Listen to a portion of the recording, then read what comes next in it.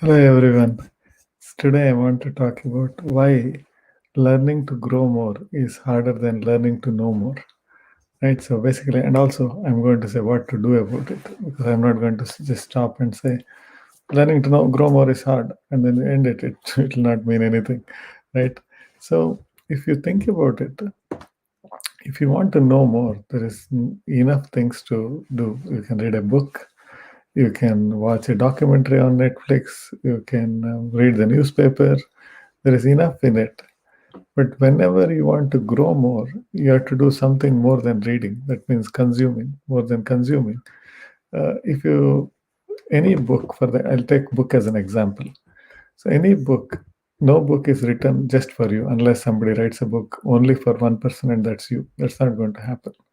So most books, almost all books will give information or a conceptual knowledge, which is basically is broadly applicable to people like you. Because if you choose the right book, which is targeted at people like you, let's say you are a small business owner and you pick a book that is about small business owners, it's still not exactly for you, but people like you. So you get information. And there's a lot of information, a lot of concepts, but that's not going to help you. It'll just help you to know more. But if you want to put anything in action, you have to do some interpretation. Like, how is this conceptual knowledge contextually relevant to me? Right? So basically, my business is about selling this kind of widgets or this kind of cookies or whatever it is. But whatever the author is saying, how is it contextually relevant to me? And then you might read a book for about 8 hours and you might get, let's say, 7 or 8 insights. So, from whatever is the contextually relevant stuff, you get sort of an aha moment. Oh, I like this. This is a new way of marketing. I didn't think of it. That's an insight. And that's not good enough. If you stop here, it will be intellectual entertainment, right? So, basically, you cannot stop. So, you have to go and say, let me implement it. And for that, again, you have to look at your constraints and your strengths, and then the timing, right? Because you have an insight, and to apply it, you need some resources, like starting with money, and then you need to think about the change management that is required to implement it. Because if you're already doing it, there's nothing to change, so there is no new insight. So anything new requires cost of implementation, along with it the cost of change management, because nothing happens without some change, right? After that only you will see improvement, and that's not good enough, because as soon as you make the change, you'll get some feedback, and again you have to go to the improvement and sort of pivot whatever is not working, and again the cycle starts from an insight to an implementation to improvement, and then you wait for the feedback and you go back and forth again and again and again. So if you think about it, this is all the cycle that is required.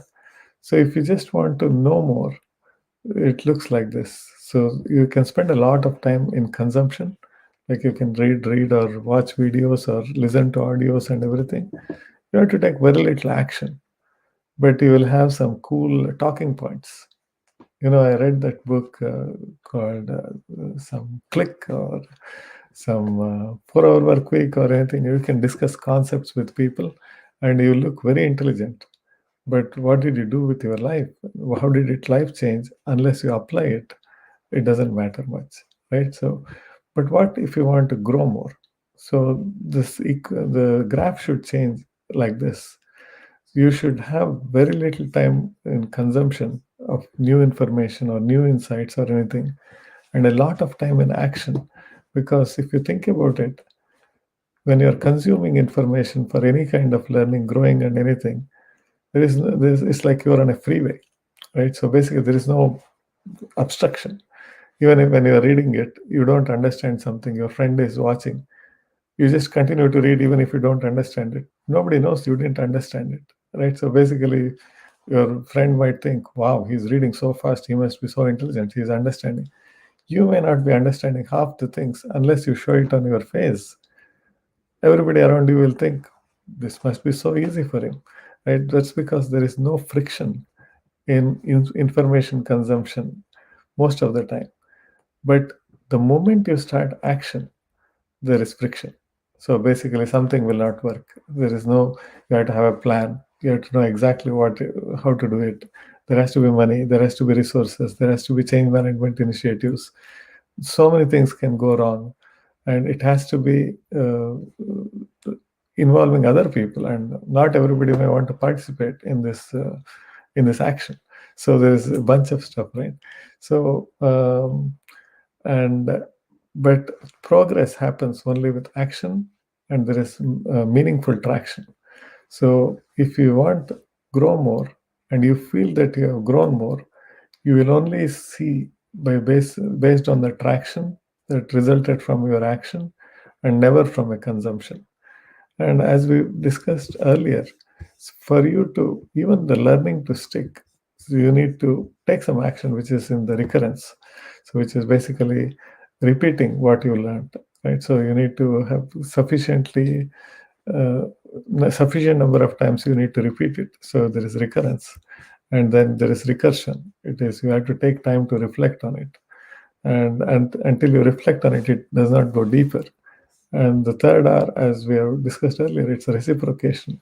It's like exchanging information as in a dialogue where you just discuss the distinctions. What is the aha moments you got?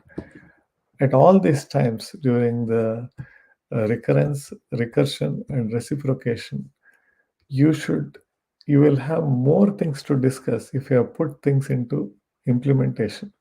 So if you just say, I read about it, and somebody you are having a reciprocal dialogue, and somebody says, I don't think it works, because that other friend might have implemented something and then it would not have worked, and all you have is theoretical knowledge, you will have lost everything. So all the credibility and everything. So it's like bookish knowledge does not take you much further. But the same thing, if you have implemented it multiple times in multiple contexts, you now have a pattern database in your head that is much, much more powerful. That when a similar situation, not exact situation, but a similar situation occurs, you will know what exactly to do, how to adapt to that situation, and still come out stronger, right? So that's why learning to grow more is harder than learning to know more, because growing more requires work, action, and there will be some friction, and beyond that friction, if you persist, there will be some traction, and you will know that you have really learned it. So what is the fundamental thing? What do you do if you want to grow more? This is the graph that you always have to remember, that the disposable time you have to grow more, learn more, know more, everything is very limited, especially as you keep growing in your career. Remember that you will also have other commitments. Your kids are growing, your parents are growing older, there are other commitments, and within the limited time, you have to grow more, which means you have to find extremely highly curated content, which is no fluff, zero fluff, and then it's all implementable wisdom, like actionable wisdom. And you need to take action with limited resources, which means you need some guidance from mentors to say, I know this is all you have, this is what you can do with all you have got. And you need some caring support network, where when you are struggling, somebody will say, no, you can do it, go ahead. These are all like subjective things, but in the real world, you need to have objective progress. But without taking care of the subjective measures, you may not get anywhere. So if you need curated content that is zero fluff, actionable wisdom, and there is very few places where you can find that. You have to find one or more of them. And then as you take action, you need to have mentors who can just help you with fine tuning things, and you have to have a support network. So when you slow down, people will encourage you to not give up and persist. So that's all I had to say. And I'm sure you have a fantastic day ahead. Until next time, Have fun.